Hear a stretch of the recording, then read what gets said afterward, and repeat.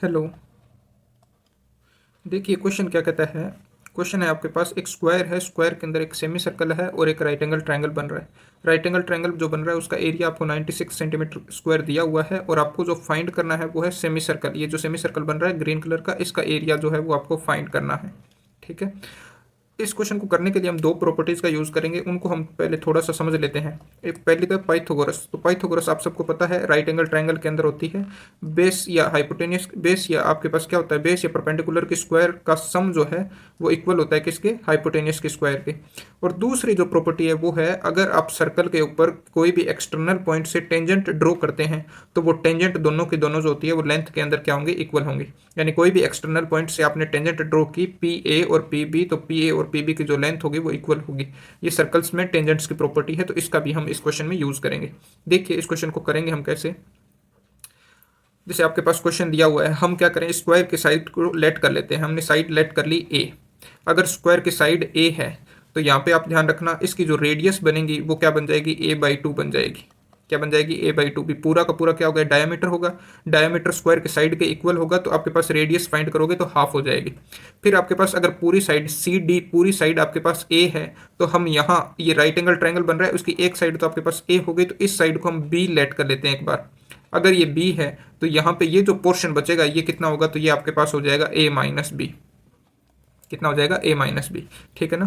तो हम सबसे पहले आपको क्या दिया हुआ है, राइट एंगल ट्रायंगल जो बना, कौन सा राइट एंगल ट्रायंगल बन रहा है आपके पास, बी सी, और इस पॉइंट को हम नाम दे देते हैं ई। अगर तो बी सी ई आपके पास राइट एंगल ट्रायंगल बन रहा है, इसका एरिया आपको गिवन है।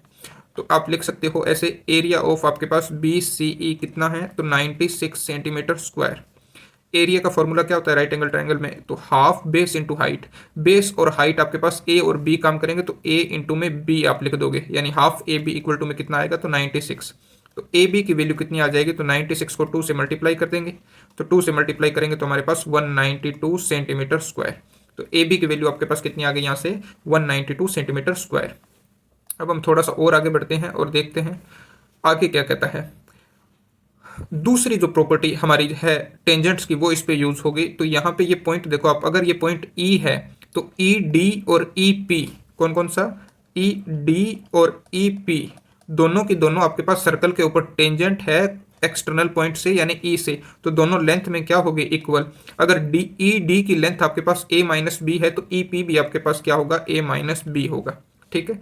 सेम इसी तरह से आप देखिए बी ए और आपके पास बी पी, बी ए स्क्वायर की साइड है तो ये कितनी होगी, ए, और बी पी, बी पी देखो ये जो साइड है ना वो टेंजेंट है सर्कल के ऊपर, सेमी सर्कल पर, तो ये बी पी भी टेंजेंट है, तो ये दोनों लेंथ के अंदर क्या होंगी आपके पास, इक्वल होंगी। तो लेंथ में इक्वल होगी तो बी पी की लेंथ भी कितनी हो जाएगी आपके पास, ए हो जाएगी। अब हम इस ट्रायंगल में जो आपके पास ट्रायंगल बन रहा था बी सी ई, है ना, राइट एंगल ट्रायंगल, इसके अंदर पाइथागोरस का यूज करेंगे। पाइथागोरस आपके पास होती है हाइपोटेनियस का स्क्वायर इक्वल टू में परपेंडिकुलर का स्क्वायर प्लस में बेस का स्क्वायर। तो आपके पास हाइपोटेनियस कौन होगा इसमें, तो हाइपोटेनियस है बी से लेकर के ई तक, यहाँ से बी से लेकर के ई तक, ये आपके पास हाइपोटेनियस।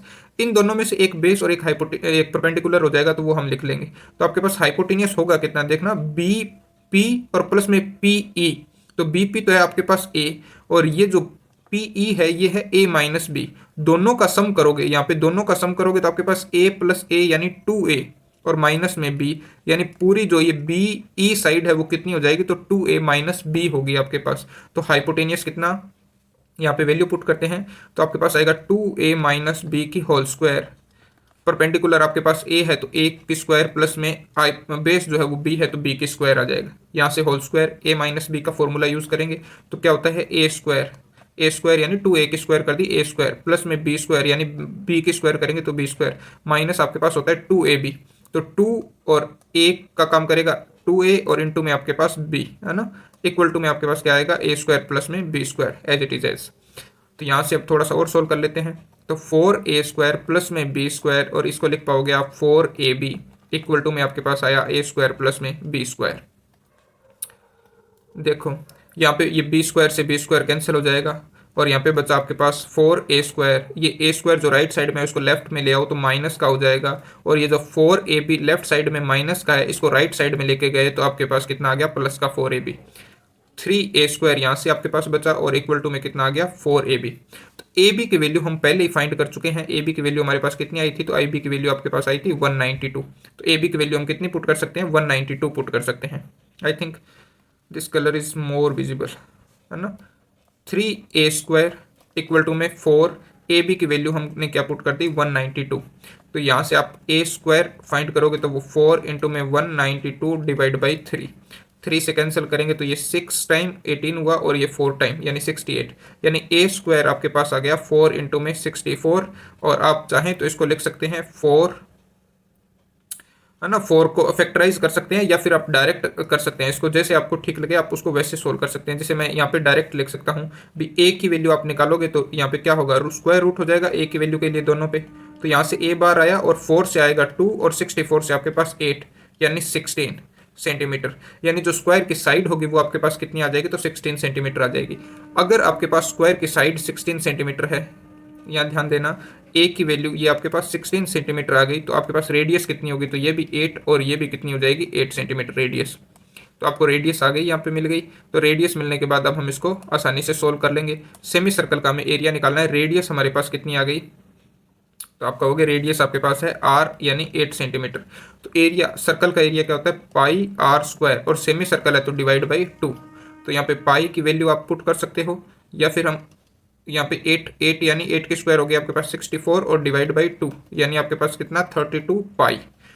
एरिया आपके पास कितना होगा 32 पाई सेंटीमीटर स्क्वायर, या फिर आप इसमें 22/7 भी लिख सकते हो, मल्टीप्लाई करोगे तो एग्जैक्ट आ जाएगा। या फिर आप लिख सकते हो 32 पाई की वैल्यू आप 3.141 भी पुट कर सकते हो, मल्टीप्लाई करोगे आप तो आपके पास एग्जैक्ट आंसर आ जाएगा। नहीं तो आप यहाँ पर भी आंसर को छोड़ सकते हैं, आपका आंसर सही होगा।